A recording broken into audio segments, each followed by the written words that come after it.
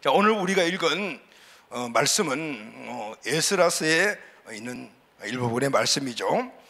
이 에스라서는 학자 또 선지자 뭐 등등 여러 가지 많은 명칭이 붙어 있는 에스라가 기록한 성경입니다. 바벨론 포로로 끌려갔던 이스라엘은 바벨론을 멸망시킨 페르시아의 고레스 왕 원년에 예루살렘으로 귀환을 하게 됩니다. 1차, 2차, 3차 귀환을 하게 되는데 1차로 예루살렘으로 돌아온 사람들은 총독 스룹바벨을 중심으로 성전을 건축을 합니다. 그리고 2차 귀환을 주도한 사람이 바로 오늘 본문 우리 읽은 이 말씀을 기록한 에스라입니다. 에스라는 지금으로 말하면 이민 3세대 이쯤 되는 그런 사람이죠. 정통적인 유대인 명문 가문 출신입니다. 에스라 7장을 보게 되면 이 에스라의 족보가 나오는데 대제사장 아론의 16대 손입니다. 정말 믿음의 가문이죠. 아주 명문 가문이죠. 그는 율법에 능통한 자이며 당시 페르시아의 고관으로 그 당시의 왕인 아닥다스다 왕의 아주 신임을 엄청나게 많이 얻고 있는 그런 고관이었습니다. 에스라 7장 6절 말씀을 보면은 이렇게 기록이 되어 있습니다. 이 에스라가 바벨론에서 올라왔으니 그는 이스라엘의 하나님 여호와께서 주신 모세의 율법에 익숙한 학자로서 그의 하나님 여호와의 도우심을 입음으로 왕에게 구하는 것은 다 받는 자이다. 누가 같이 좀 읽어줘야 되는데 왜 안 읽어주니? 자, 여러분 여기 말씀해 보게 되면은 에스라 7장 6절 말씀을 보면은 그죠? 마지막 절에 왕에게 구하는 것은 다 받는 자더라. 여러분 얼마나 왕에게 신임을 얻었으면은 왕에게 구하면은 다 줄 정도로 그렇게 왕과 친밀한 관계에 있었고 그렇게 영향력 있는 사람이었어요. 자, 하나님은 이런 에스라를 통해서 다시 이스라엘을 재건할 계획을 세우십니다. 에스라는 이 하나님의 뜻을 알고 그 뜻을 따라서 예루살렘으로 돌아가죠. 사람들을 데리고 돌아가서 말씀 부흥을 일으킵니다. 그리고 회당을 각각 지방마다 세워서 말씀을 공부할 수 있도록 만들어서 이스라엘 재건의 핵심적인 역할을 감당하는 사람이 됩니다. 유대인들은 지금도 이 에스라를 제2의 모세라고 그렇게 칭하면서 존경을 하고 있는 사람 중에 하나라고 해요. 오늘 본문 말씀 15절에서 20절 말씀을 보면은 이제 이 에스라가 학사 에스라가 바벨론에 포로로 끌려왔던 지금은 페르시아죠. 페르시아에 포로로 되어 있는 이 사람들을 데리고 예루살렘으로 가기 전에 아하와라는 지역에 있는 어떤 강가에서 다 사람들을 모아 인원을 점검을 합니다. 에스라의 예루살렘 귀환은 엄청난 모험이 따라야 하고 또 문제도 굉장히 많았습니다. 에스라는 페르시아에서 얼마든지 편안하게 살 수 있는 사람이잖아요. 왕에게 이토록 돈독한 신임을 받고 있는데, 그러니까 요즘 우리 생각으로 하면은 왜 고생을 싸서 하지? 이제 이 정도로 그런 상황 속에 있는. 그럼에도 불구하고 그는 고국으로 돌아가는 그 일을 기꺼이 감당하는 것을 볼 수가 있어요. 그런데 그가 지금 돌아가려고 하는 예루살렘은 상황이 좋지 않습니다. 이때가 1차로 귀환했던 그 1차 귀환 이후에 한 60년 정도가 지난 그런 시점이었어요. 1차 귀환자들이 예루살렘 돌아가 첫 번째 한 일이 예루살렘 성전을 건축하는 것이었습니다. 정말 열심히 성전을 건축했지만 여러 가지 많은 주변의 환경이나 어려운 문제들이 생겨서 성전 건축이 거의 몇십 년을 중단되어 있는 그런 상태였어요. 그리고 1차 귀환자가 약 한 5만 명 정도가 되었는데 지금 2차로 귀환하는 사람들을 모집을 해보니까 한 5천 명 정도밖에 되지 않았습니다. 1차 귀환자들이 가서 예루살렘 그 이스라엘 공동체를 새로 재건하는데 많은 어려움들이 따랐던 거죠. 힘든 일도 있었고, 그리고 그 소식이 이 페르시아에 전해졌습니다. 그 사람들이 가지 않으려고 한 거죠. 그래서 1차 지원자들이 5만 명인 반면에 그 숫자의 10분의 1밖에 되지 5천 명 정도가 지원을 했는데, 지원한 사람들도 몇몇이 아주 영향력 없는 사람들, 아주 초라한 그런 사람들이 줄을 이뤘어요. 자, 이런 것들 외에도 지금 에스라가 당면하고 있는 현실적인 여러 가지 많은 문제가 있었습니다. 그 문제를 오늘 본문에서 보면 두 가지로 나눌 수가 있어요. 첫째가 사람들을 모아놓고 보니까 레위 자손이 없었습니다. 이 레위 자손은 가서 성전에서 제사를 드리고 그리고 성전을 관리하는 사람인데 그 일은 레위 자손 외에는 할 수가 없잖아요. 레위 자손이 한 명도 없는 거예요. 15절 말씀을 보면은 이렇게 기록이 되어 있어요. 내가 무리를 아하와로 흐르는 강가에 모으고 거기서 3일 동안 장막에 머물며 백성과 제사장들을 살핀 적 그 중에 레위 자손이 한 사람도 없었더라. 그렇죠? 한 사람도 없어요. 두 번째 문제가 있어요. 두 번째 문제가 무엇인가 하면은 아닥사스다 왕이 지금 이제 예루살렘으로 돌아가는 이 에스라에게 이전에 바벨론 왕 느부갓네살이 성전을 완전히 회파시켰어요. 그리고 성전 안에 있는 하나님께 제사 드리는 모든 기명들, 그릇들, 이런 기구들 전부 다 은금으로 만들었잖아요. 이걸 다 가지고 왔어요. 근데 그것을 창고에서 꺼내가지고 가지고 가거라고 돌려주었습니다. 그리고 또 그것뿐만 아니고 신임하고 사랑하는 그 자기 신하가 돌아간다니까 따로 아닥사스다 왕이 은금 보화를 많이 주었어요. 이 모든 것들을 가지고 예루살렘으로 가게 되었습니다. 그런데 그 당시에는 지금 같은 교통편이 없으니까 말이나 노새에 그런 것들을 지우고 마차를 타고 그렇게 가야 되잖아요. 약 4개월 정도가 걸리는 여행을 해야 하는 거죠. 그런데 이런 소문이 이미 그 주변에 쫙 났어요. 가는 길이 멀어요. 험한 길입니다. 그리고 또 이 아닥사스다 왕에게 신을 받고 있는 에스라에 대해서 사람들이 굉장히 시기 질투하는 그런 주변의 국가들이 많았어요. 그러니까 공격을 받을 수 있는 그런 여러 가지 어려운 상황들을 직면할 수가 있는 거죠. 이렇게 지금 현실적으로 레위인도 없고 그리고 여행을 하다 보면 위험도 당하고 목숨도 잃어버릴 수밖에 없는 이런 상황에 문제가 지금 에스라가 현실적으로 당하고 있는 문제였습니다. 그런데 에스라는 이 문제를 다 해결하고 예루살렘으로 돌아갑니다. 할렐루야. 그리고 이스라엘을 재건하는 놀라운 역사가 일어납니다. 이런 상황 속에 에스라의 마음에 왜 두려움이 없었겠어요? 왜 걱정, 근심, 염려가 없었겠습니까? 그럼에도 불구하고 이것을 이겼던 거죠. 오늘 제목대로 염려, 근심, 걱정을 이기고 그리고 그에게 주어진 일들을 감당함으로 말미암아 하나님의 위대한 일을 감당할 수가 있었습니다. 사랑하는 여러분, 오늘 우리에게도 늘 따라다니는 것이 염려, 걱정, 근심이에요. 지금도 우리 마음속에 그것들이 가득가득 담겨져 있고 아니면 일부분 하나 담겨질 것 같아요. 세상에 염려, 걱정, 근심 없이 살아간 사람이 없어요. 예수 믿고 구원받은 하나님의 자녀임에도 불구하고 우리 모두에게 이 염려, 걱정, 근심은 따라다닙니다. 자, 오늘은 이 에스라가 이 염려, 걱정, 근심을 이겼던 이 방법을 우리 모두가 믿음으로 취합시다. 할렐루야, 아멘. 그리고 우리는 하나님이 우리를 부르실 때 의와 평강과 희락으로 살아갈 수 있는 천국을 누리는 삶으로 우리를 부르셨어요. 그렇게 누리지 못하게 만드는 것이 바로 문제를 통한 염려, 걱정, 근심이잖아요.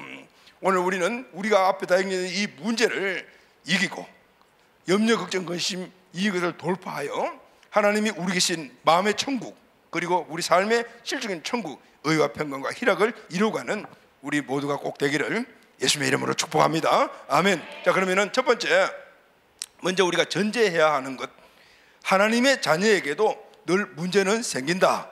그리고 그 문제를 따라서 염려, 걱정, 근심은 따라온다라는 거죠. 자, 이 부분을 우리가 전제해야 돼요. 우리가 예수 믿고 구원받은 이후에는 문제 없을 거야. 좋은 일만 일어날 거야. 그러니 걱정, 근심 없어. 이런 생각을 가지고 우리 시작을 하지만 실상은 안 그렇잖아요. 우리에게도 문제가 일어나고 그리고 염려, 걱정, 근심이 따라와요. 당연하다 그 말은. 이걸 우리가 전제를 해야 돼요.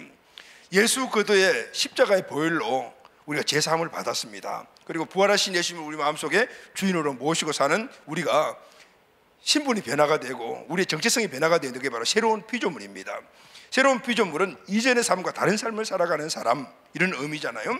이 새로운 피조물이란 제사함을 받고 하나님의 자녀가 되고 그리고 예수님을 주인으로 모시고 살아가는 사람들이죠. 근데 여러분, 새로운 피조물이 되었지만 우리가 살고 있는 장소, 그 현장은 똑같아요. 이전에 새로운 피조물이 되기 이전에 우리가 살았던 곳, 그리고 새로운 피조물이 되고 난 후에도 우리가 살아가는 이 장소는 똑같아요. 그래서 세상, 우리가 살아가는 세상은 똑같다 그 말이죠. 그러면은 이제 새로운 피조물이 되었으니까 삶은 똑같다 하더라도 오늘 우리가 삶의 모든 방향과 삶의 태도는 달라져야 되겠죠. 그러면은 새로운 피조물이 이 세상에서 살아갈 때 하지 말아야 될 것이 두 가지가 있어요. 첫째가 뭐냐면은 죄를 짓지 말아야 합니다. 우리가 거짓말하고 사기치고 도둑질하고 사람 미워하고 등등 뭐 이런 많은 그 죄의 요소들을 우리가 어떻게 보면 짊어지고 또 그런 삶을 살아가잖아요. 그런데 이 말씀은 뭐냐면 죄를 짓지 말라는 말은 예수님의 말씀을 지키며 살아라라는 뜻이죠. 할렐루야, 아멘. 다시 말하면은 구원을 은혜로 받은, 공짜로 받은 우리들은 마땅히 우리의 주인 대신 예수의 말씀을 따라서 살아야 하는 것이 마땅한 신앙생활이라.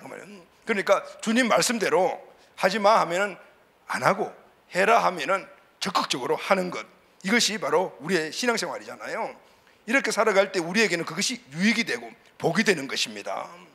주님의 말씀에 순종하다 이렇게 이야기하는, 순종, 복종 이렇게 이야기하면은 뭔가 굴욕을 당하는 것 같고, 그리고 또 뭔가 멍에에 매이는 것 같고 올무에 걸리는 것 같은 이런 것들 때문에 우리가 참 자유롭지를 못해요. 순종해라 그러면은 좀 거부감이 우리에 오잖아요.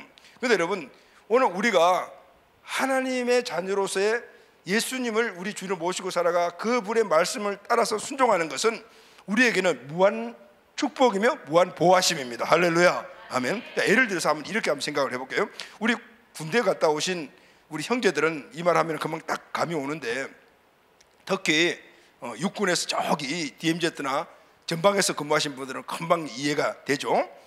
지뢰가 묻힌 밭이 있잖아요. 예전에 6.25 때나 아니면 지금도 적군이 못 넘어오도록 이렇게 어느 지역에 지뢰를 묻어놔요. 지뢰를 묻어놓으면 밑에 지뢰가 있지만 위에는 보이지 않아요. 만약에 우리가 꼭 이 지뢰밭을 넘어가지고 건너편으로 가야 된다, 꼭 가야 될 일이다, 안 가면 안 된다, 이런 것들을 가정했을 때 지뢰밭을 통과해야 하는데, 그런데 지뢰가 어디에 묻혀있는지 몰라요. 발을 지뢰에다 올려놓으면 뻥 터지게 되면 사망 내지 부상이에요. 최고 부상이에요.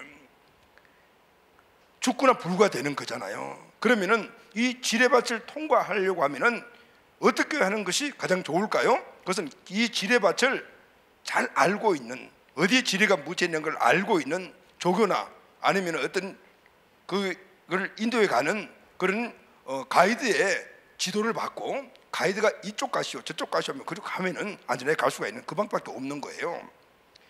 여러분, 만약에 가이드 아니면 조교의 그 지도를 받지 않고 이쪽 가는 것이 내가 보기엔 좋은 것 같아, 그래서 이쪽으로 가다가 지뢰 밟으면은 인생 끝나는 거잖아요. 여러분, 우리가 사는 세상이 이 지뢰밭과 같아요. 이 세상이 지금도 여전히 마귀가 다스리고 있습니다. 이 마귀는 우리가 가는 삶 속에 곳곳에 지뢰를 묻어놨어요. 그 지뢰가 뭘까요? 죄 짓게 만드는 거예요. 죄를 짓게 되면은 그 죄가 우리 인생을 올가미로 확 묶어버리는 거잖아요. 그래서 인생을 망하게 만들기 때문에 곳곳에 지뢰를 묻어놓은 거예요. 그러면 여러분, 오늘 우리가 살아가는 모든 세상에 곳곳에 이 마귀가 만들어놓은 지뢰가 있는데, 그럼 우리는 어떻게 하면 안전하게 이 인생의 길을 걸어갈 수 있을까요? 그것은 모든 것들을 다 아시는 우리의 인생의 가이드 되신 주님을 따라가는 거예요. 할렐루야, 아멘. 이 말은 주님의 말씀을 따라간다 그 말이에요. 주님의 말씀에 순종한다는 거예요. 주님이 이쪽 가지 말아라 하면은 안 가고, 이쪽 가거라면 가는 거예요. 하라 하면 하고, 하지 말라 하면 안 하는 거예요. 이것이 바로 우리 지뢰바퀴를 잘 통과하는 것이에요. 그래서 시편 기자는 이런 이야기를 했어요. 시편 119편 105절 말씀을 다 같이 한번 선포하겠습니다. 시작. 주의 말씀은 내 발의 등이요 내 길의 빛이니이다. 오늘 말씀을 두 가지로 표현하고 있어요. 주님의 말씀은 내 발의 등이라 그랬으니까 이 발의 등이니까 바로 앞을 볼 수 있는 빛이 되고, 내 길의 빛이라니까 멀리 볼 수 있는 내 인생 전체 길을 밝히는 빛이 되는 거죠. 운전하시는 분들은 상향등과 하향등이 있는 걸 아시죠? 하향등은 바로 앞을 보여주고 상향등은 먼 길을 보여주는 거죠. 이 역할을 감당하는 것이 하나님의 말씀인 거예요. 그런데 누가 이 하나님의 말씀에 은혜를 입어요? 순종하는 자들이에요. 말씀을 따라가는 자들이죠. 사랑하는 간 여러분, 우리 부모 세대는, 우리 부모는 자식들에게 항상 좋은 것을 주려고 노력을 합니다. 그런데 여러분, 하물며 무한한 사랑의 하나님이 나를 인도하시다면 그것을 무조건 우리가 받아들여야 할 최상의 길, 최고의 길이 아니겠습니까? 우리 육신의 부모들은 우리를 사랑으로 우리를 인도하지만 그 길을 잘못 인도할 때도 있어요. 그러나 우리의 영적인 아버지 되신 하나님은, 그분은 전지하시고 전능하신 분이셔요. 우리 인생의 모든 길을 이미 다 계획해 놓으신 분인 거예요. 그래서 그분을 따라서 가게 되면은, 순종하게 되면은 우리의 삶에는 하나님이 우리에게 주시는 참된 복된 삶이 일어나게 될 줄로 믿습니다. 아멘. 우리가 그렇게 살지 못하기 때문에 우리가 주님의 말씀을 따라서 살아가지 못하기 때문에 세상 사람들로부터 욕먹고 소문까지 받고 그러는 거예요. 말씀만 따라가게 되고, 그리고 말씀을 따라서 가게 되게 되면은 항상 그 길은 좋은 길이요, 복된 길이고, 왜냐하면은 그 길을 인도해 주시는 우리 하나님 아버지는 선하시고 전능하시며 우리를 무한대로 사랑하시는 분이기 때문에. 할렐루야, 아멘. 자, 새로운 피조물이 첫 번째 해야 되지 말아야 될 것은 죄를 짓지 말아야 돼. 하나님 말씀을 따라 살아가거라, 그죠? 두 번째, 새로운 피조물이 하지 말아야 될 것은, 하나님의 자녀가 하지 말아야 될 것이 뭐냐면은 염려, 걱정, 근심을 하지 말라라고 했습니다. 여러분, 염려, 걱정, 근심 세 개가 한 세트예요. 3종 세트. 그런데 여기에 플러스 하나가 되면 4종 세트가 되는데, 4종 세트가 뭘까요? 플러스 두려움이에요. 염려, 걱정, 근심에 사로잡히게 되면은 따라오는 보너스가 바로 두려움이에요. 이게 4종 세트거든요. 그런데 하나님은 오늘 하나님 자녀가 염려하지 마라, 걱정, 근심하지 말아라, 두려워하지 말라 늘 말씀을 해주고 있어요. 그런데 여러분, 세상에 사는 사람치고 저와 여러분들 마찬가지죠. 이 염려를 떠나서 사는 사람이 어디 있겠습니까? 염려에서 완전히 자유하고 살아가는 사람들이 있을까요? 없습니다. 그러면은 왜 사람들이 염려하고 걱정하고, 그리고 그것 때문에 나중에 두려움에 사로잡히죠? 무엇 때문에? 뭐죠 여러분? 문제의 근원이 뭐죠? 그것은 우리 인생이 살아갈 때 겪는 모든 생활의 문제들이에요. 우리가 살다 보면 생활하잖아요. 거기서 오는 여러 가지 많은 문제들이 있는데, 그것 때문에 우리가 염려, 걱정, 근심이 되다. 염려, 걱정, 근심의 핵심이 뭐냐면은 생활의 문제예요. 자, 그럼 여러분, 우리가 일생을 살아갈 때 우리 생활에서 우리가 염려, 걱정, 근심하는 것들, 그 문제의 근원들이 있는데, 그게 크게 나누면 몇 가지가 돼요. 첫째가 뭘까요, 여러분? 뭐니 해도 돈 문제죠. 돈 문제가 우리에게 제일 걱정, 근심, 염려, 언제나 심지어 두려움까지 갖다 준 요소가 되죠. 돈 때문에 염려, 걱정, 근심이 떠날 날이 없어요. 크고 작은 염려, 떠날 날이 없어요. 왜 그럴까요? 세상에서 돈이라는 이 가치는 내가 살아남는가 죽는가를 결정하는 거예요. 행복한가 불행한가 이것도 결정하는 거예요. 명예를 얻는가 얻지 못하는가 다 이게 돈이 결정하는 것이라고 생각하기 때문에, 돈 문제 때문에 우리가 항상 염려, 걱정, 근심 떠날 날이 없어요. 두 번째는 가정 문제 같아요. 가정 문제. 여러분, 부모 세대들은 이 가정에서 뭐가 가장 큰 문제죠?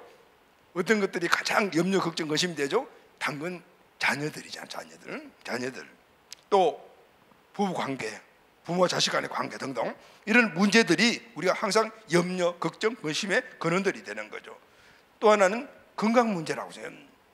건강에 대해서 염려, 걱정하지 않은 사람들이 어디 있어요? 조금만 내 몸 이상이 오게 되면 그래서 네이버 타닥 치고 오게 되면 암이네 이렇게 딱 나오죠. 네이버 절대 보면 안 되겠다는 생각이 들어요.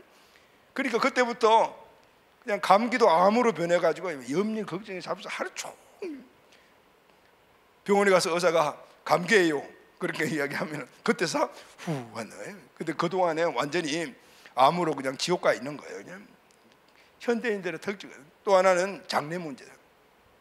요즘 젊은 세대들은 진로, 취업, 결혼 뭐 이런 것들 계속해서 우리에게 문제니까 답답하죠. 염려되죠. 근심되네. 자, 여러분, 사람들은 어떻게 보면은 큰 건 내가 네 가지만 여러분들에게 말씀 이것뿐이겠습니까? 이런 여러 가지 많은 우리가 이 세상을 살아가는 삶의 환경에서, 삶에서 주는 이 삶의 이 문제들을 위하여 염려하고 근심하고 걱정하고, 그리고 그것과 씨름하다가 인생을 마감하게 되는 거예요. 그래서 여러분, 이 염려, 걱정, 근심은 성경에서 하나님이 아주 강력하게 다루는 그런 하나의 요인이라는 거예요. 누가복음 21장 34절 하반절 말씀을 다 같이 읽겠습니다. 시작.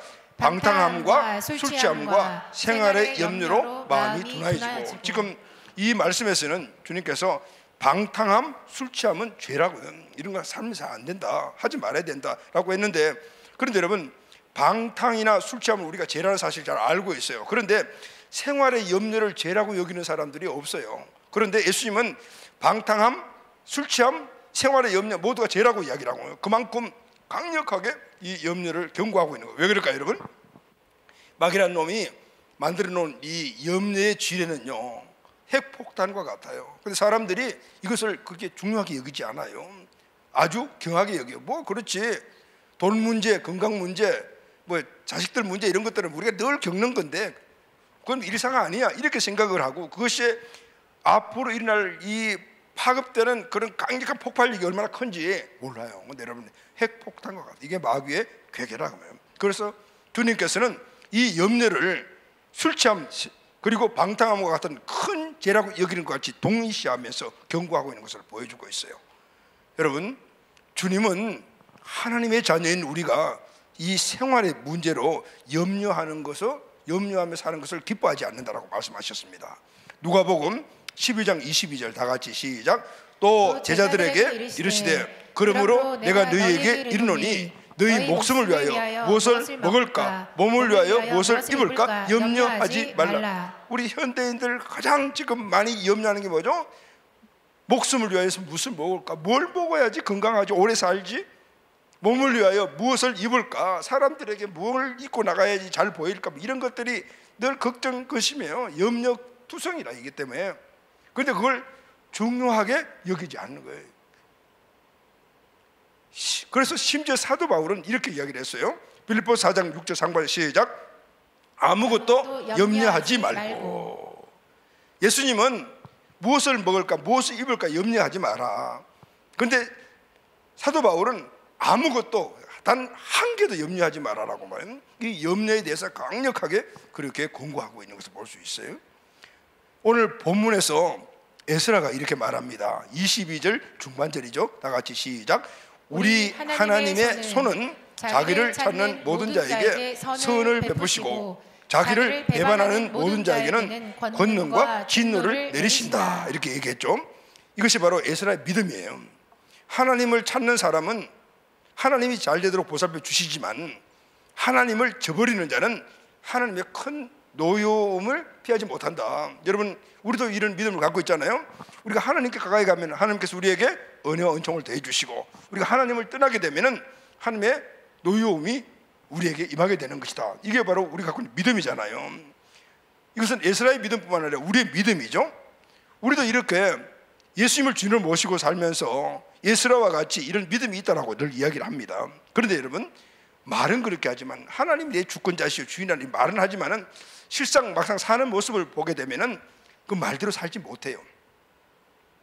문제를 만나면은 먼저 문제 앞에서 하나님을 바라보지 않고 염려, 걱정, 근심을 먼저 받아들여서 거기에 찌들어 살아가요. 실상은 주님을 주인으로 믿지 못하는 거예요. 전지전능하신 하나님의 주인 자리를 염려, 걱정, 근심에게 내어주는 거죠. 그러니 염려, 걱정, 근심이 내 마음을 꽉 차지하고 있고 내 중심이 되니까 나는 늘 염려, 걱정, 근심을 따라서 살아갈 수밖에 없는 거예요. 에스라가 이렇게 말하죠. 22절 시작. 이는 우리가 전에 왕에게 아뢰기를 우리 하나님의 손은 자기를 찾는 모든 자에게 선을 베푸시고 자기를 배반하는 모든 자에게는 권능과 진노를 내리신다 하였으므로 길에서 적군을 막고 우리를 도울 보병과 마병을 왕에게 구하기를 부끄러워하였습니다.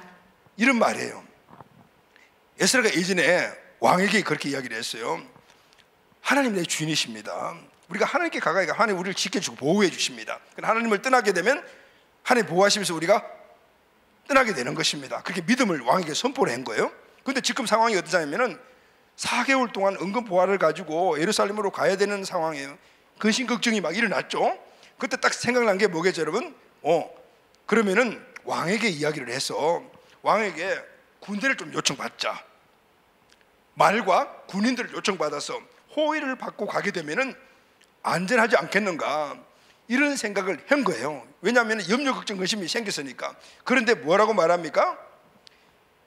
이전에 내가 왕에게 하나님이 우리에게 왕이 되시고 우리의 도우심이라고 이야기했는데 지금 가서 왕이시여 군대를 좀 도와주세요 이렇게 말하기가 부끄럽구나, 이렇게 차마 말하지 못하겠다는 거예요. 여러분, 이것이 바로 에스라의 딜레마인데 우리들의 딜레마죠. 우리도 이렇게 믿음을 선포했지만은 어려움이 오게 되면은 일단 다른 것보다 먼저 생각을 하게 되잖아요. 거기서 문제 해결을 찾으려고 해요. 그런데 이 에스라는 지금 이렇게 고백하는 이 자체가 굉장히 순수한 고백이에요. 할렐루야, 아멘. 내가 왕에게 그렇게 이야기하고 지금 가가지고 왕에게 도와달라고 말할 수 있겠는가? 자기 자신의 연약함을 깨닫게 되었어요. 그러니까 그 이후의 말씀을 보게 되면요, 왕을 찾아가지 않아요. 도움을 요청하지 않아요. 그리고 뭘 하냐면은 금식하고 하나님께 기도했더라고요. 할렐루야 하면 하나님이 그 기도를 응해 주시다고 그래요. 여러분, 우리의 삶도 보면은 똑같아요. 우리는 늘 이렇게 이야기를 해요. 하나님이 내 인생의 주인이십니다. 하나님이 내 인생을 인도해 주십니다. 하나님이 내 먹고 살고 살아가는 모든 삶을 다 지켜주시고 보호해 주십니다 라고 늘 믿음을 가지고 선포하고 살아요. 그런데 막상 큰 어려움이 와요. 가정에 문제가 생기고 건강에 문제가 생기고 자식들의 문제가 생기고 이렇게 하면은 그거 선포했던 거 금방 잊어버리는 거예요. 그리고 즉시 염려, 걱정, 근심 모두로 딱 들어가요. 중심에 그걸 딱 자리 잡아놓고 그때부터 자기 자신이 그 문제를 해결하려고 열심히 노력을 해요. 여러분, 크게 한번 아파보신 분들은 그 다음에 꼭 취하는 행동이 뭐냐면은 보험을 드는 거예요. 이것저것 보험 엄청 많이 들어요. 노후 대책을 준비해요. 여러 가지 많은 방법을 찾아서 전쟁감을 찾아내서. 자, 여러분, 제가 이야기하는 것은 보험 들지 말아라, 노후 대책하지 말아라는 말이 아니에요. 여러분, 우리가 해야 될 것은 해야 돼요. 그런데 중요한 것은 보험과 노후 대책이 내 인생의 모든 길을 지켜주고 보호해 주시는 주인이 되면 안 된다 그 말이에요. 그러면 하나님이 나를 지켜주지 못하잖아요. 보험이나 노후 대책이 내가 만드는 그런 계획들이 내 중심이 되어버리게 되면은 하나님 믿을 곳이 없어요. 우리 인도하지 못해요. 그러면은 그것을 따라서 평생 보험 넣으라고 걱정 근심, 노후 대책 흔들릴까 싶어서 걱정 근심, 그렇게 살아갈 수밖에 없는 거예요. 이것은 바로 믿음이 없는 행동이에요. 여러분, 믿음이 무엇이죠? 믿음은 살아계신 하나님의 아들 예수 그리스도가 내 인생의 주인이시라는 게 믿는, 할렐루야, 아멘. 그리고 그분의 말씀을 100% 따라서 살아가는 것이 믿음이거든요. 자, 그럼 여러분, 지금 제가 이렇게 여러분 말씀드렸을 때 여러분 마음속에 목사님은 염려, 걱정, 근심 하나도 안 하시나요? 이렇게 물어보고 싶은 분들 혹시 계시지 않나요? 네? 여러분, 목사도 염려, 걱정, 근심 합니다. 왜냐하면 오늘 이 세상에 살아가는 이 세상은 그것들이 늘 우리에게 다가오고 있기 때문에, 또 목사도 연약한 인간의 모습이기 때문에 늘 걱정, 근심, 염려 있어요. 개인적인 문제도 있고, 그래서 걱정, 근심 할 때도 있어요. 가정 문제도 있고, 건강 문제도 있고, 자녀 문제도 다 있어요. 거기다가 제게 또 여러분들이 없는 게 있잖아요. 영적 가족이 있어요. 영적 가족이 300명 가까이 되잖아요. 그러니 염려, 걱정, 근심 바람잘 날 없죠. 어느 날 갑작스럽게 디렉터나 아니면 셀리드가 단톡방에서 어떤 가족들의 상황을 올리는 것이 아니고 개인적으로 딱 전화를 하면 막 전화 왔다, 문자 왔다 하면 막 가슴이 덜커덩 내려요. 아, 이거 또 무슨 일이 있어? 이런 생각이 드는. 평소에 새벽기도 안 나오신 분들이 일주일 연속으로 새벽기도를 막 나오잖아요. 그러면은 덜커덩 무슨 문제 있는 거지? 바로 빨리 알아봐라. 이렇게 저에게도 염려, 걱정, 근심 늘 있습니다. 그런데 중요한 것은 이 문제를 빨리 해결하는 방법을 알고 있어요. 할렐루야, 아멘. 그리고 평안을 빨리 찾는 방법을 알고 있어요. 그러니까 견디는 거죠. 자, 여러분, 우리 마찬가지죠. 염려, 걱정, 근심 없는 사람이 어디 있겠어요? 그러나 빨리 해결하는 방법을 찾아야 돼요. 할렐루야. 그리고 그것을 우리가 해결 안 한 다음에 하나님 주시는 의와 평강을 누려야 되는 거죠. 바로 오늘 본문 에스라스가 그걸 우리에게 말씀해 주고 있어요. 자, 그럼 두 번째, 하나님의 자녀가 문제를 만나면은 어떻게 처리해야 할까요? 이 말씀은 염려, 걱정, 근심에서 벗어나는 방법이 무엇인가 하는 것을 말씀해 주고 있어요. 자, 첫 번째, 여러분, 첫 번째 뭐냐면은 문제를 만나면 먼저 내가 할 일과 하나님이 해야 할 일을 구분해야 돼요. 할렐루야. 이 지혜가 우리에게 있어야 돼요. 마태복음 6장 27절 말씀을 다 같이 읽겠습니다. 시작. 너희 중에 누가 염려함으로 그 길을 한 자라도 더할 수 있겠느냐. 근데 이 말씀은 원문을 보게 되면 내용이 조금 달라요. 너희 중에 누가 염려함으로 그 길을 한 자라도 더 키울 수 있겠냐, 이런 내용인데, 원문을 보면은 너희 가운데서 누가 걱정을 해서 자기 수명을 한순간이들 높일 수 있겠냐, 이 말씀이거든요. 이 말은 문제가 왔을 때 우리가 아무리 걱정하고 염려해도 소용없다 그 말입니다. 염려는 백해무익한 거다. 이런 영양가 전혀 없는 염려를 왜 하니? 시간 낭비하지 말아라. 이것이 주님의 말씀이에요. 자, 여러분, 사람들을 만나다 보면은 습관적으로 상습적으로 염려만 하는 사람들이 있습니다. 말하는 것들이 다 염려거리입니다. 목사님, 태양이 점점 식어가고 있대. 어떻게 해요? 목사님, 세계 경제가 지금 곤두박질 치고 있다는데 어떡하죠? 목사님, 지금 우리 막내가 유치원 다니는데 내 아이가 대학교 갈 수 있을까요? 지금 대학교 이제 갓 들어간 내가 앞으로 은퇴를 뭘로 준비를 해야 되죠? 이렇게 묻는 사람들이 가끔 가다 보면 있단 말이죠. 여러분, 태양이 언제 식을지 어떻게 알아요? 그리고 식는다 하더라도 내가 뭘 할 일이 없어요. 세계 경제가 지금 곤두박질 치고 다 알지만은 내가 해야 될 일은 지금 없어요. 그리고 지금 유치원에 겨우 들어간 아이 대학교 얼마 앞으로 20년 남았는데 벌써부터 대학교 걱정을 하고 있는 거예요. 그러니 어떻게 해요? 20년 남은 우리 아이 대학교 좋은 데 보내려고 지금부터 별걸 다 투자하니까 맨날 거시 걱정 쪽으로 따라가는 거예요. 아직 직장도 들어가지 않는데 은퇴 걱정부터 하고 있네. 직장 들어가는 것이 지금 금방 급선무지 은퇴 걱정할 때가 아니잖아요. 근데 여러분, 이건 우스갯소리 같은 이야기지만은 여기에 중요한 키가 있어. 그게 뭐냐면은 내 인생은 내가 책임져야 된다. 내 자녀 내가 책임져야 된다. 우리 가정 내가 책임져야 된다. 세계 경제 내가 책임져야 된다. 이런 생각을 갖고 있단 말이죠. 여러분, 내가 할 일이 있고 경제인이 할 일이 있고 정치가가 할 일이 있고 그리고 나든 경제인든 정치가든 세상에 아무도 할 수 없는 그런 일들이 있어요. 그렇기 때문에 우리는 내가 할 일 그리고 다른 사람이 할 일이나 하나님이 할 일을 구별할 줄 아는 지혜가 있어야 돼요. 하나님의 자녀가 문제를 만나면은 내가 할 일 그리고 주님이 하실 일이 무엇인가를 지혜가 있어야 돼요. 그걸 아는 지혜가 있어야 돼요. 지금 이 상황에서 내가 할 수 있는 게 뭐지? 그리고 내가 할 수 없는 것이 뭐지? 빨리빨리 구별할 줄 알아야 돼요. 빨리 내가 할 수 있는 것은 내가 하고 내가 할 수 없는 것은 그때부터 기도를 시작을 해야 돼요. 주님이 해야 할 일을 내가 생각한다고 해서 내가 해야 한다고 생각하기 때문에 맨날 염려 걱정 것임. 주님이 하실 일을 내가 어떻게 할 수 있어요? 그러니까 계속해서 염려 걱정 것이만 일어나는 거죠.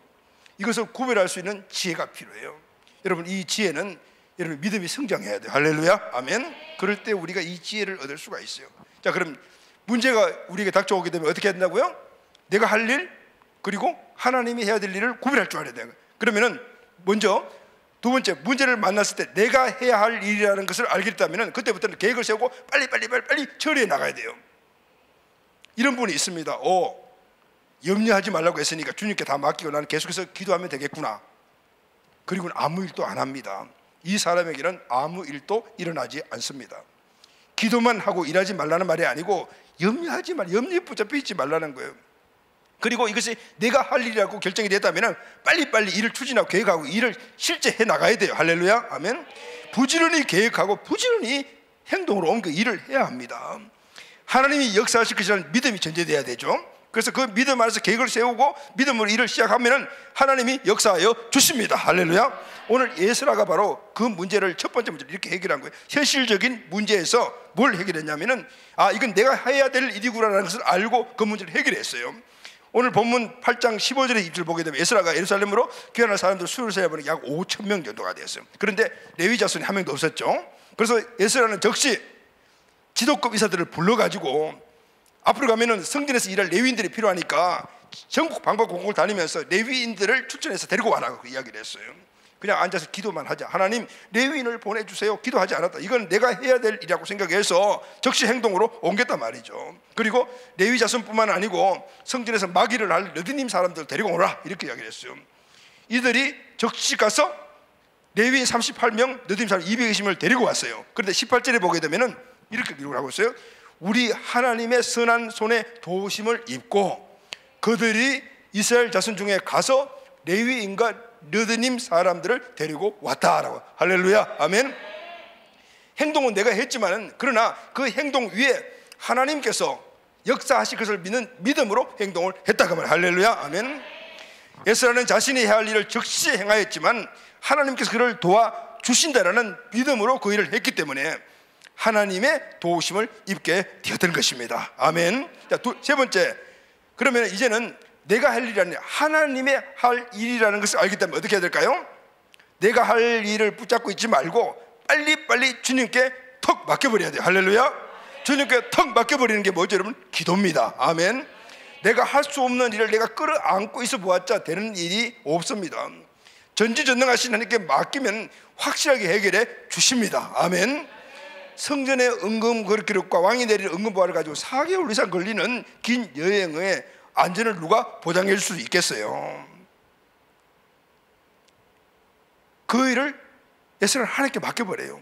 자, 21절 말씀을 다 같이 읽겠습니다. 시작. 그때 내가 아하와 강가에서 금식을 선포하고 우리 하나님 앞에서 스스로 겸비하여 우리와 우리 어린아이와 모든 소유를 위하여 평탄한 길을 그에게 간구하였더니, 하나님, 우리가 지금 갖고 가고 있는 이 은금보화 지켜주세요, 우리 가족들 지켜주세요 라고 금식하자라고 금식을 선포했다. 할렐루야. 그리고 23절 다 같이 읽겠습니다. 시작. 그러므로 우리가 이를 위하여 금식하며 우리 하나님께 간구하였더니 그의 응답하심을 입었느니라. 하나님이 하나님께 금식한 맡긴 것을 응답하여 주셨습니다. 아멘. 자, 31절에 보게 되면 오늘 본문이 아닌데 그 이후의 말씀 보게 되면 실제 이들이 가다가 강도들을 만나요. 근데 하나님 다 보호해 주셨어요. 31절 시작. 첫째 달 12일에 우리가 아하와 강을 떠나 예루살렘으로 갈새 우리 하나님의 손이 우리를 도우사 대적과 길에 매복한 자의 손에서 건지신지라. 아멘. 하나님이 진짜 도와주셨던 거예요. 그래서 무사히 은금보화 다 가지고 예루살렘에 도착할 수가 있습니다. 여러분, 신약에 와서 사도 바울은 이렇게 말합니다. 빌립보서 4장 6절 7절 시작. 아무것도 염려하지 말고 오직 모든 일에 기도와 간구로 너희 구할 것을 감사함으로 하나님께 아뢰라. 아멘. 여러분, 오늘 우리는 우리 앞에 다가오는 문제에 대해서 이 세 가지의 원리를 확실하게 깨달아야 합니다. 문제가 오게 되면 적지 오늘 이것이 내가 해야 될 일인가, 하나님께 맡겨야 될 일인가를 구분할 수 있는 지혜가 있어야 돼요. 할렐루야. 내가 해야 될 일이면 적시 이 일을 하나님께서 내가 행하면은 이루어질 것을 믿고 행동으로 빨리빨리 옮겨야 되는 거예요. 아멘. 하나님이 하실 일이라면은 내가 붙잡고 있어봤자 이건 아무것도 되진 일이 없는 거, 시간만 낭비고 모든 것들에 낭비. 하나님께 그냥 턱 맡겨버리는 거예요. 그것이 바로 기도하는 거예요. 큰 문제면은 금식 기도하는 거예요. 할렐루야. 아멘. 그럴 때 하나님께서 우리 안에 의와 평강과 희락의 천국의 마음을 허락하여 주실 것입니다. 아멘. 자, 여러분, 오늘 이 말씀을 세 번째 구체적으로 결론하고 한번 적용을 해보도록 하겠습니다. 염려, 걱정, 근심에서 벗어나는 구체적인 방법이 뭘까요? 사람들이 겪는 염려, 근심, 걱정의 원인은 대부분 보게 되면은 처음에 이야기했죠. 돈 문제, 건강, 가정, 미래 뭐 등등 이런 문제 때문입니다. 자, 이런 것들을 한마디로 뭉뚱그려서 말하게 되면은 이 세상에서 우리가 먹고 사는 현실의 문제잖아요. 먹고 사는 거예요. 돈, 건강, 가정, 미래 이런 게 다 이 세상에서 우리가 먹고 살아가는 이 현실의 삶에 일어나는 문제들이에요. 그런데 우리는 이것 때문에 염려, 걱정, 근심이 늘 사로잡히잖아요. 그런데 에스라의 염려, 걱정, 근심은 우리가 하는 이 원인과는 달라요. 차원이 다른 걱정, 근심이었어요. 그게 뭐죠, 여러분? 에스라는 왜 걱정, 근심, 염려에 잡혔죠? 이스라엘의 재건 때문이었어요. 하나님 나라 회복 때문이었어요. 지금 에스라가 은금보화를 가지고 그리고 레위인들과 함께 지금 예루살렘으로 가는데 걱정, 근심이 생겼어요. 왜 걱정, 근심이 생겼죠? 오늘 이 은금보화를 잘 가지고 예루살렘에 가야만이 거기서 이것을 가지고 먹고 살 수 있어. 그것 때문에 걱정, 근심이 생긴 것이 아니에요. 이 은금보화를 잘 가지고 가야만이 하나님의 성전에서 제사를, 예배를 드릴 수가 있어. 어디? 목적과 초점이 달라요. 여러분, 우리는 이렇게 생각을 해요. 보물을 어떻게 잘 지키느냐, 내가 모은 돈들을 어떻게 잘 지키냐, 그것을 어떻게 안전하게 보관하느냐. 그런데 그것 때문에 우리가 늘 걱정, 근심, 염려하지만은 에스라는 그것이 아니에요. 이걸 다 성전에 드려야 되는데 강도에 뺏기게 되면은 예배를 못 드리는데, 하나님께 제사를 못 드리는데 여기에 걱정, 근심에 초점이 있단 말이죠. 오늘 하나님 나라의 재건에 초점을 맞춘 이 에스라의 걱정, 염려, 근심을 하나님이 적극적으로 도와주셨어요. 우리가 현실의 문제에서 오는 염려, 걱정, 근심, 이것을 해결받으려면 오늘 이 원리를 우리가 잘 깨달아야 합니다. 오늘 우리가 하고 있는 염려, 걱정, 근심이 하나님의 뜻을 이루기 위한 것인, 거기서 오는 염려, 걱정, 근심인가? 아니면은 내 뜻을 이루기 위한 염려, 걱정. 여러분 결혼하시고 자녀 있는 분들, 자녀에 대해서 걱정, 근심이 많죠? 왜 걱정, 근심이 많습니까?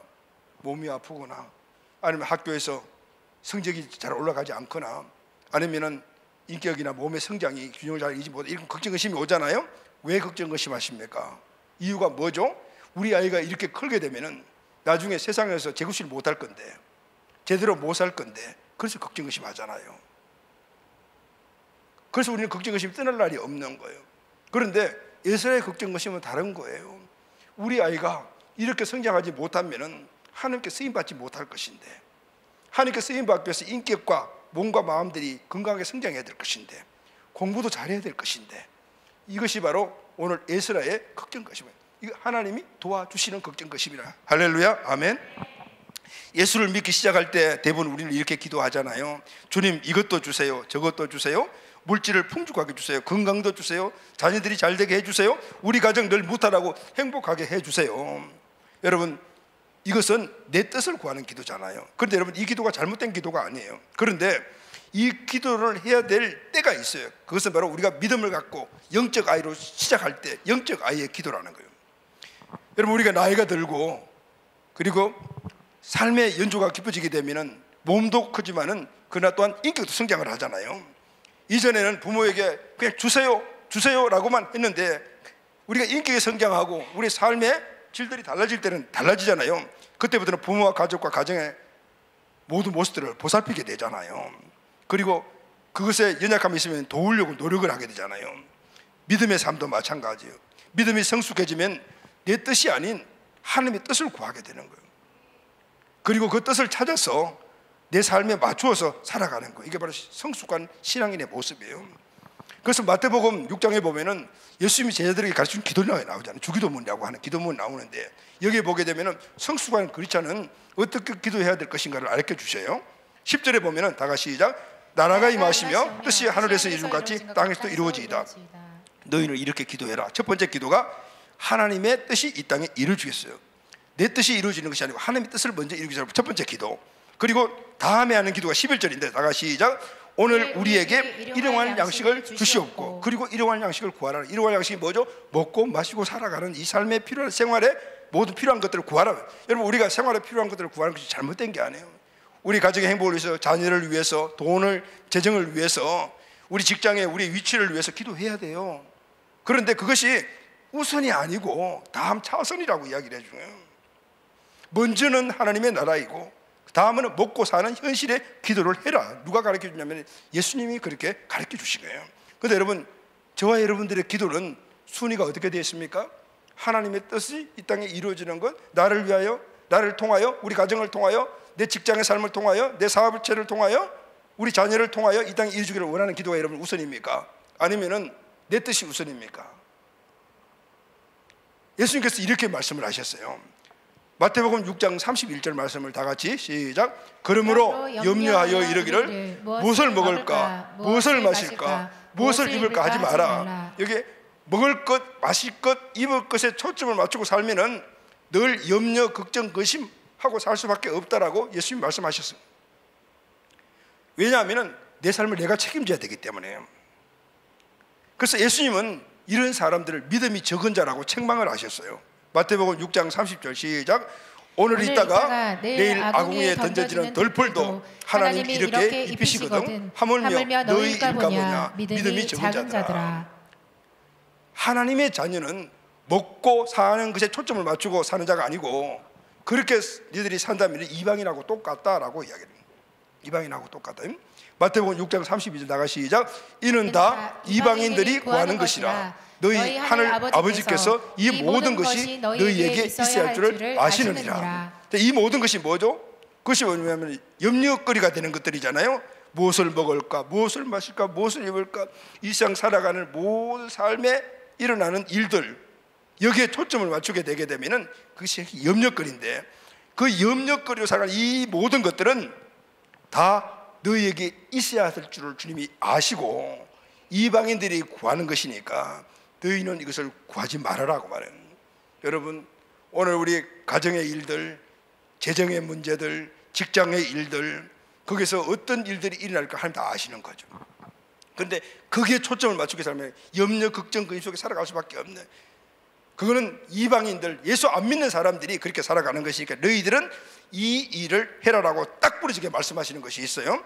마태복음 6장 33절 다 같이 시작. 너희는 먼저 그의 나라와 그의 의를 구하라. 그리하면 이 모든 것을 너희에게 더하여 주시리라. 할렐루야. 아멘. 이 모든 것들이 무엇입니까? 그것은 바로 이방인들이 구하는 먹고 마시고 살아가는 삶의 모든 영역들인 거예요. 가정이 행복하고 자녀들이 잘 되고 재정의 축복을 받고 회사의 지위가 올라가고 이런 것들이 다 바로 여기 이 모든 것인데 하나님이 이것을 주신다라고 하신 거예요. 그런데 문제는 그것을 구하지 말고 그것을 구하면 염려, 걱정, 근심 살아가니까 그것은 내버려 두라. 그리고 오직 너희들은 그의 나라와 의를 구하라. 하나님의 나라와 의를 구하라 라고 말씀하셔요. 할렐루야. 아멘. 여러분, 하나님의 나라와 의가 무엇이죠?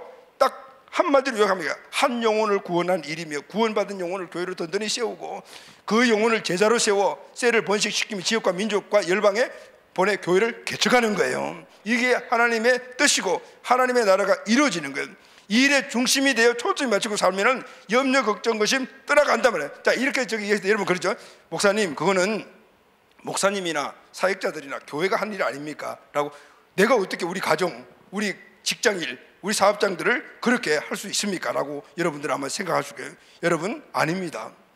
오늘 내가, 우리 가정이, 우리 가족이, 우리 자녀가, 내 직장, 직업이, 사업이 오늘 하나님의 나라와 의를 위한 것에 초점이 맞춰져 있다라면 할렐루야, 여러분들은 하나님의 나라와 의를 위하여 살아가는 거. 할렐루야. 하나님이 여러분의 모든 삶을 책임져 주시는 거죠. 아멘. 염려, 걱정, 근심 떠나 살아갈 수가 있다고 말이에요. 오늘날 많은 믿음의 사람들이 걱정, 근심, 염려 때문에 삶이 행복하지 못해요. 믿는 사람들이 똑같아요. 왜냐하면 먹고 사는 것들에 초점이 맞춰지고 이 세상의 생활의 삶에 초점을 맞추고 있기 때문에 그런 거죠. 생활의 염려가 떠날 날이 없어요. 하나님의 자녀는 먹고 사는 것에 초점을 맞추고 사는 것으로 부름받은 자가 아니라는, 먹고 사는 것이 중심이 되니까 하나님의 자녀가 세상 사람들을 사는 거예요. 세상 사람들이 하는 염려, 걱정, 근심에 사로잡혀 살아가는 거죠. 아침부터 저녁까지 그냥 염려 속에 살아가는 거예요. 하나님의 자녀는 하나님의 나라와 하나님의 의를 위해 사는 자입니다. 그리하면 먹고 입고 마시는 이 모든 것은 주님이 알아서 해결해 주십니다. 아멘. 오늘 그 사실을 에스라 선지자가 오늘 우리에게 실제적인 모습을 가지고 증명해 준 것입니다. 사랑하는 여러분, 오늘 말씀을 결론하면서 요약을 해보도록 하겠습니다. 오늘은 우리 인생에 수도 없이 찾아오는 어려운 문제를 인해 겪는 염려, 걱정, 근심 이기는 방법에 대해서 함께 말씀을 나눴습니다. 문제라면은 그 문제가 대부분이 우리 현실의 삶의 문제죠.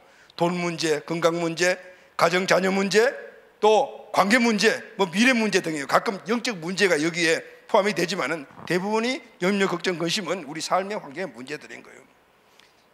자, 여러분, 어떻게 하면은 해결할 수 있습니까? 가장 원론적인 첫 번째는 염려, 걱정, 근심에서 벗어나는 방법이 무엇입니까? 문제에 초점을 맞추지 마시고 내 중심을 점검하시기를 바랍니다. 먹고 사는 것이 중심이 되어 있습니까? 그러면은 염려, 걱정 떠날 날이 없어요.